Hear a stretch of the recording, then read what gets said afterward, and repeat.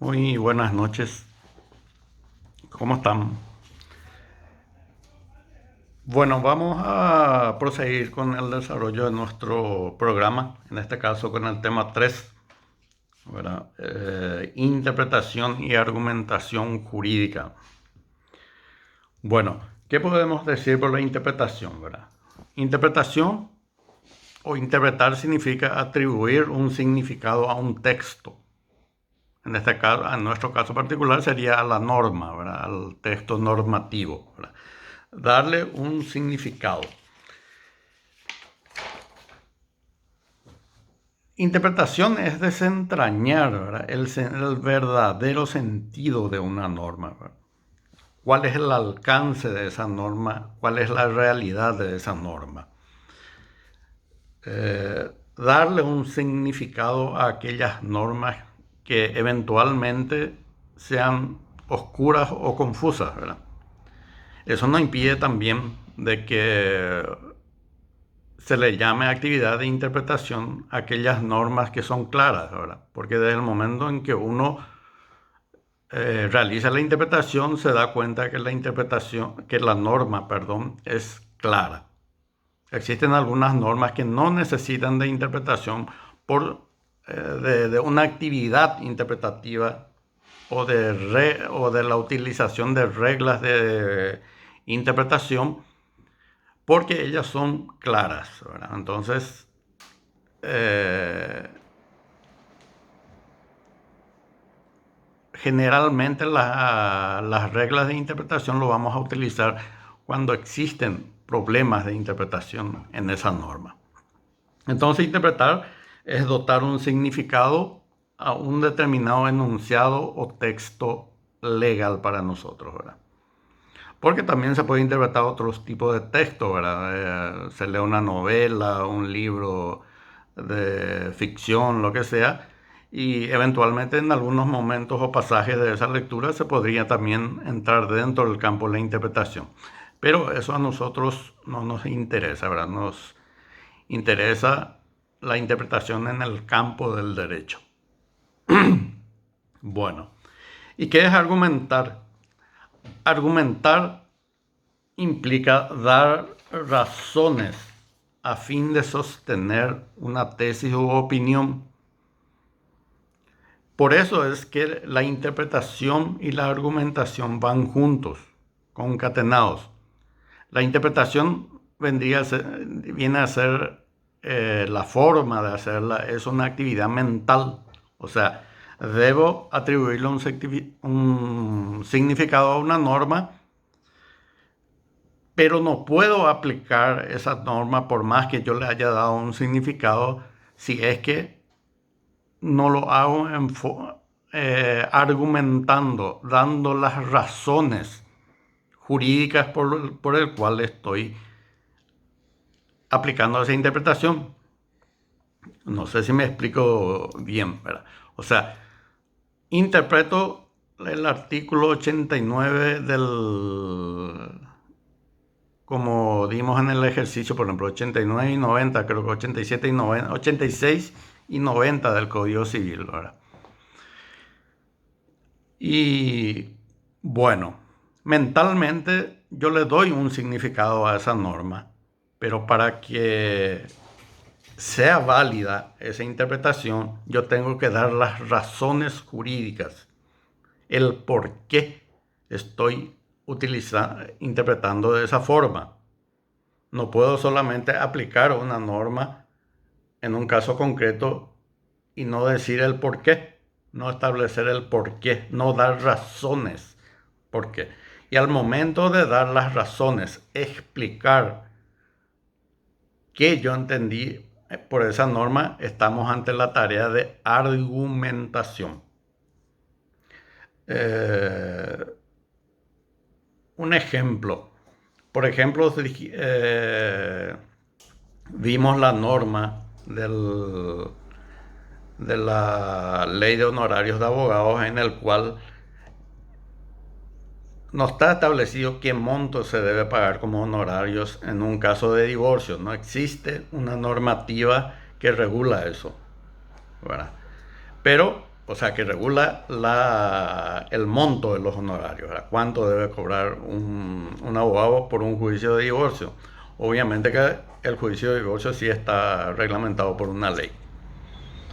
Bueno, ¿qué pasa? Dijimos que cuando un abogado plantea o lleva adelante un juicio de divorcio, a la conclusión de dicho juicio, tenga que regular sus honorarios de abogado y lo solicita al juez. Pero el juez no tiene una norma para decirle, bueno, según el juicio de divorcio, la ley establece tantos jornales como honorarios. Existe una laguna para ese caso particular, ¿verdad? Bueno, ¿qué llegamos a concluir esa vez? De que se tendría que aplicar por eh, otra norma, se tendría que traer otra norma por analogía, ¿verdad? El juez debe buscar qué norma es la más parecida o qué juicio es el más parecido en este caso para regular los honorarios del abogado. Habíamos concluido de que la separación de cuerpos era el juicio más parecido, más coincidente con el del divorcio para que entonces el juez pueda aplicar esa norma en el momento de regular los honorarios al abogado. No existe norma para el juicio de divorcio, entonces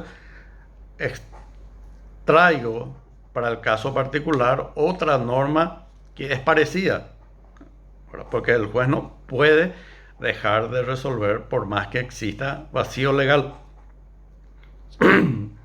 Bueno, ¿dónde está acá la cuestión en este tema? Que la tarea de interpretación realizada por el juez fue de que existe una, ¿cómo que se llama? Un vacío legal, ¿verdad? Una laguna legal. Entonces, el juez mentalmente se da cuenta que existe y dice, yo tengo que, conforme a las reglas de interpretación, resolver esta cuestión, ¿verdad? No puedo dejar de resolver o decirle al abogado, no existe una norma que regula el caso, entonces no te puedo regular tus honorarios. Bueno, el juez mentalmente dice, bueno, tengo que aplicar por analogía el artículo, creo que era el 44 de la ley de honorarios, y regularlo como si fuera un juicio de separación de cuerpos. Bueno, todo esto, lo que le estoy diciendo, el juez tiene que plasmar en su resolución, motivar, dar razones por el cual aplicó el artículo 44 para la regulación de los honorarios. No puede establecer en su resolución regulando los honorarios del abogado y decir, bueno, fulano, el abogado fulano de tal participó en el juicio de divorcio caratulado tal, fulano contra fulana, y desde el inicio hasta el final, por lo que corresponde regular sus honorarios en 200 jornales, conforme lo dispone el artículo 44 de la ley de honorarios. El artículo 44 se refiere a la separación de cuerpos. Si el juez hace eso y no explica por qué él aplicó el artículo 44, estamos ante lo que se denomina una resolución arbitraria. ¿Qué es una resolución arbitraria? Es una resolución sin fundamentación, sin que se explique, sin que se dé la razón jurídica por el cual se está resolviendo de una forma y no de otra. Entonces, allí entra la argumentación, ¿verdad? El juez tiene que explicar, ¿verdad?, que no existe una norma en su resolución, ¿verdad? Tiene que explicar que no existe una norma regulatoria para conceder los honorarios al abogado, pero conforme al artículo 6 del Código Civil, el mismo no puede dejar de juzgar o de resolver una cuestión por vacío de leyes. Entonces, por analogía, aplico el artículo 44 que regula el monto que se le debe pagar en un juicio, a los abogados en un juicio de separación de cuerpos. Y por ser el más parecido, más semejante al juicio de divorcio, aplico esta norma. Allí existe una argumentación. La tarea de interpretación lo hizo mentalmente, ¿verdad? Entonces, por eso es que la interpretación y la argumentación van juntos, ¿verdad? Porque si yo interpreto una norma y no explico las razones y aplico una norma diferente, por ejemplo, y no explico las razones por las cuales estoy haciendo, esa resolución es nula. ¿Por qué? Porque se le llama resolución arbitraria sin fundamentación. Entonces, concluimos de que si bien la interpretación es atribuir significado a un texto, para aplicarla, esa interpretación yo tengo que argumentar. Van juntos. Le precede la interpretación y posteriormente se aplica la argumentación. Argumentación es razonar, explicar el porqué, el motivo. ¿Verdad? Su propio nombre lo dice, argumentar, ¿verdad? Dar motivos, razones suficientes por el cual se está aplicando una norma interpretada anteriormente por el juez, ¿verdad? Bueno, argumentar es dar razones de las decisiones para justificar o validar sin criterios de arbitrariedad, dice una parte de la norma. O sea que ya hablamos de la arbitrariedad, que significa dictar una resolución sin fundamento, sin explicar el por qué se decidió de tal forma y no de otra. También podemos rescatar de todo lo que dijimos que la interpretación es una actividad mental, ¿verdad? Que lo realiza la persona el operador que lo está haciendo de forma mental, y para su aplicación o entendimiento se tiene que revelar a través de una argumentación. De eso no tienen que olvidarse, ¿verdad? Primero está la interpretación, que es una actividad mental, y después recién viene la argumentación, explicar por qué yo interpreté de esa forma la norma.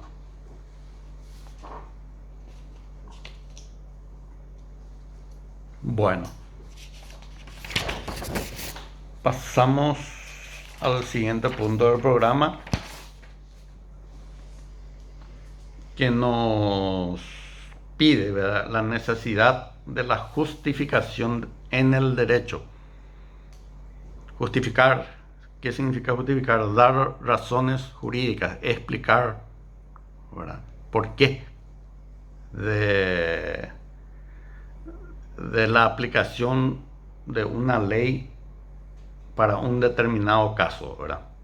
Bueno, ya más o menos habíamos mencionado, ¿verdad?, de que el juez o los jueces, ¿verdad?, cuando tienen que aplicar una norma para un caso concreto y resolver un hecho controvertido por medio de una sentencia, debe justificar el por qué resolvió de una forma y no de otra, ¿verdad?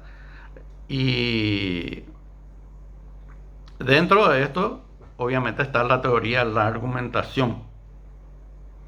El juez tiene que explicar, ¿verdad?, por qué se aplicó una norma al caso concreto, ¿verdad?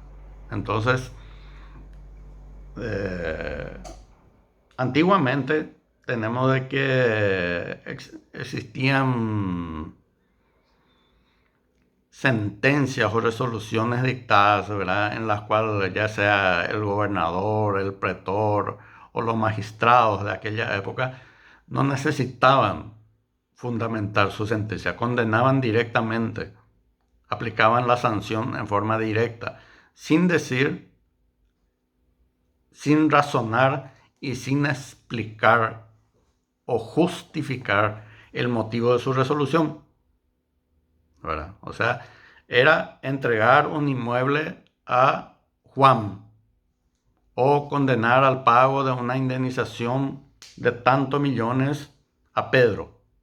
Pero no explica, no da razón, no justifica, ¿verdad?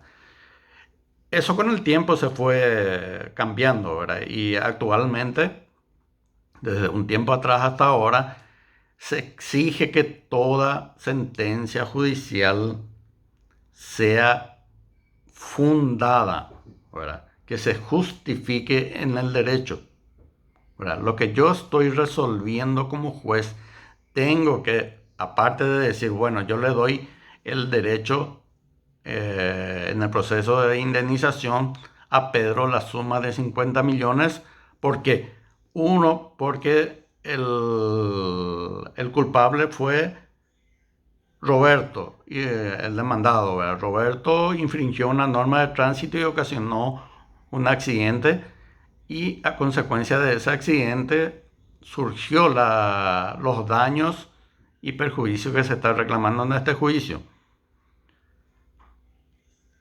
Conforme a los documentos presentados, bueno, se demuestra primero la culpabilidad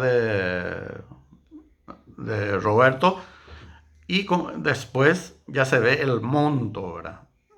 Y también para determinar el monto se tiene que justificar, se tiene que fundar, hay que dar una razón. Y el juez en ese caso va a decir, bueno, conforme a los documentos, por la reparación de su vehículo tuvo que pagar tantos millones de guaraníes conforme a la factura existente o agregada en el expediente.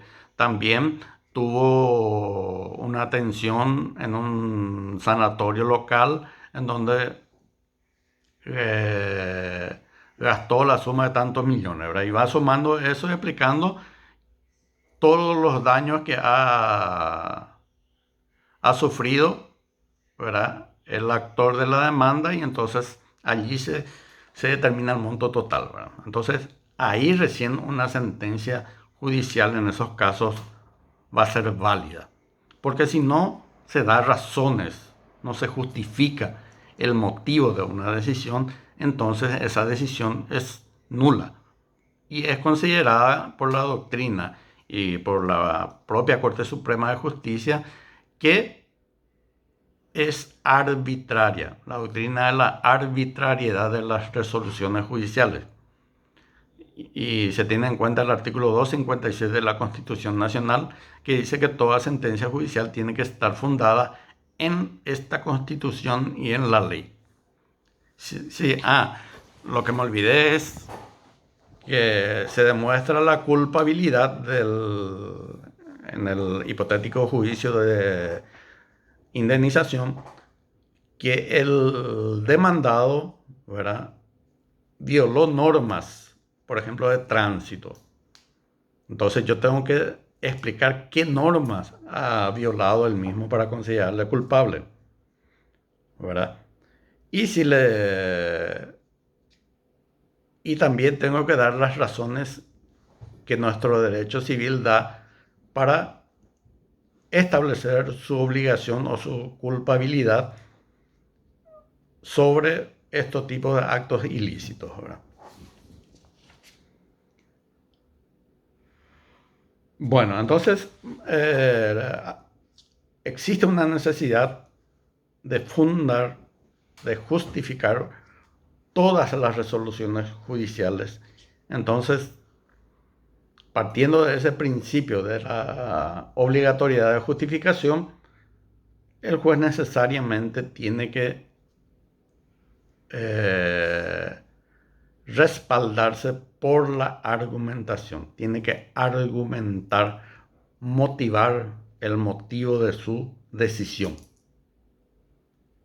Por eso hay una entre la justificación y la argumentación hay un paso que no se separa, ¿verdad?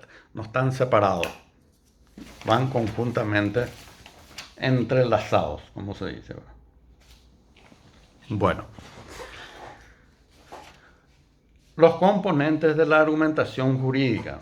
Bueno, en primer lugar tenemos que es una actividad lingüística, puesto que la argumentación, para argumentar uno acude al lenguaje, obviamente, ¿verdad?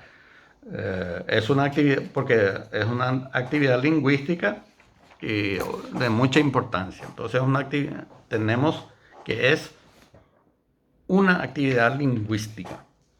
Ahora, la de interpretar, obviamente, que es hacer un discurso jurídico dentro de la sentencia. Discurso jurídico significa que el juez tiene que, como se dice vulgarmente, hablar por medio de sus resoluciones, ¿verdad? No tiene que ser un texto vacío, ¿verdad? Sino tiene que ser entendido, inclusive por gente que no tiene el conocimiento técnico suficiente.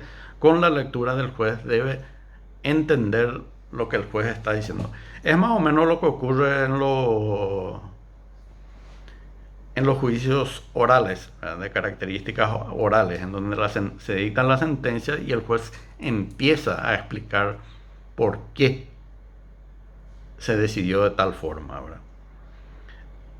Lo correcto sería que personalmente, o sea, que explique los motivos sin que se esté leyendo, ¿verdad? No, que no sea una lectura, sino que sea una explicación, una argumentación verbal sin que sea una lectura.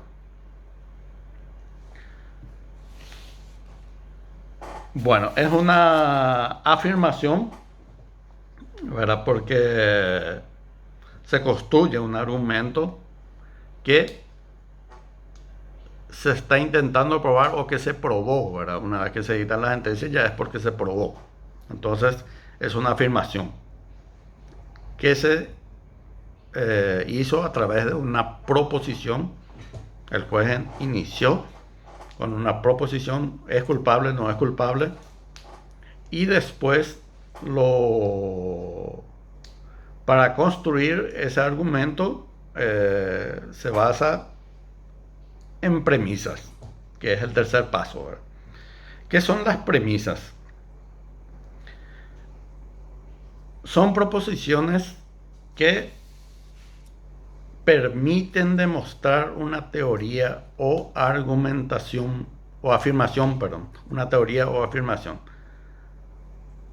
José González es culpable por ocasionar daños y perjuicios a Pedro, ¿verdad? Esa es una premisa, ¿verdad?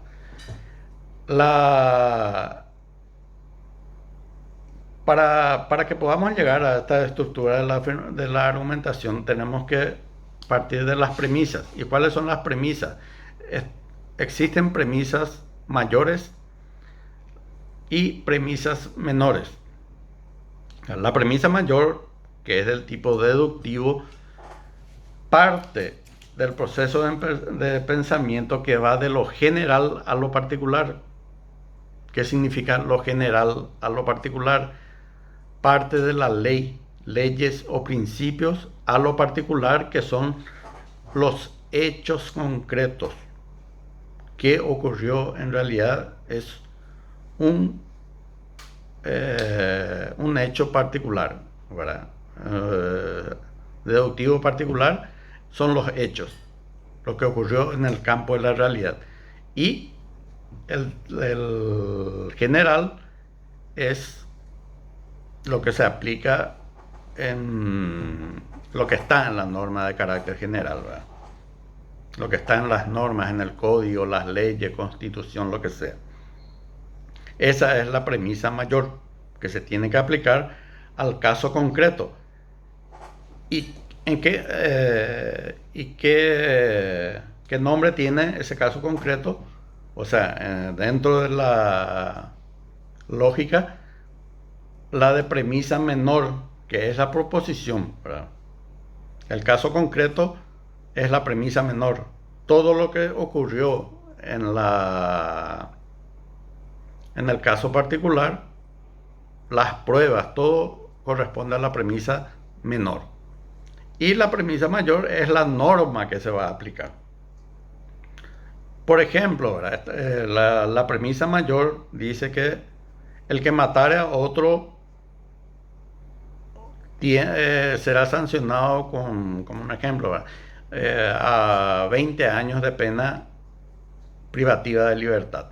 Esa es la premisa mayor, la norma, ¿verdad? La que el, el comportamiento que todos debemos de evitar o de realizar, ¿verdad? En este caso es evitar, ¿verdad? Matar a alguien. Si Juan le mató a Pedro, esa es la premisa menor. Entonces, Juan mató a Pedro, subsumiendo esa premisa menor a la premisa mayor, tenemos que la premisa mayor dice o establece que el que matare a otro será sancionado a 20 años de pena privativa de libertad. Por tanto, ahí llegamos a la conclusión. Tenemos que tener una conclusión de ese silogismo. Premisa mayor, el que matare a otro será sancionado a 20 años de prisión. Premisa menor, Juan mató a Pedro. La conclusión, ¿cuál será? Juan será o debe ser condenado o será condenado a 20 años de prisión. Ahí está, se cierra el silogismo jurídico que generalmente se aplica en las sentencias judiciales, ¿verdad? Premisa mayor, la ley. Premisa menor, los hechos. Ese hecho o esos hechos se subsumen a la norma, o sea, se elevan a la norma para encuadrarla, para ver si se encuadra o no en ella. Entonces, necesariamente va a resultar una conclusión, ¿verdad? Siempre tiene que coincidir o tiene que ser correcta la premisa, tiene que existir una concordancia entre la premisa menor y la premisa mayor. Por ejemplo, en el ejemplo que les di de Juan, ¿verdad? Que mató a Pedro, vamos a suponer Juan mató a Pedro, es la premisa menor. La premisa mayor es de que el que matare a otro será sancionado a 20 años de pena privativa de libertad. La conclusión correcta para concluir con el silogismo en forma correcta es que Juan sea condenado a 20 años de prisión. Si la conclusión, volviendo otra vez al silogismo, Juan mató a Pedro, premisa menor, la premisa mayor establece que el que matare a otro será sancionado a 20 años de pena de libertad. La conclusión no puede ser otra, por lógica, ¿verdad? Juan tiene que ser condenado a 20 años de prisión. No puede existir, en este caso particular, una conclusión en donde Juan sea absuelto, ¿verdad? Independientemente de que pueda existir razones o justificaciones, lo que quiero, justificaciones en el homicidio, ¿verdad? Lo que quiero es que entiendan el silogismo, la parte lógica, ¿verdad? El hecho tiene que estar se tiene que subsumir al derecho. La premisa menor debe coincidir con la premisa mayor para que podamos tener una conclusión válida. Porque si del caso que le di, Juan fuera absuelto o declarado no culpable, por más que mató a otra persona, entonces estamos ante una conclusión falsa. Espero que hayan entendido. Cualquier cosa, como le digo, como le había mencionado anteriormente, quiero que pregunten ahí en el grupo o si no quieren preguntar en el grupo, me pueden preguntar por WhatsApp, ¿verdad? En mi número. Yo no tengo ningún problema, me pueden enviar cualquier hora y yo cuando tenga tiempo suficiente ya les voy a estar respondiendo. Bueno,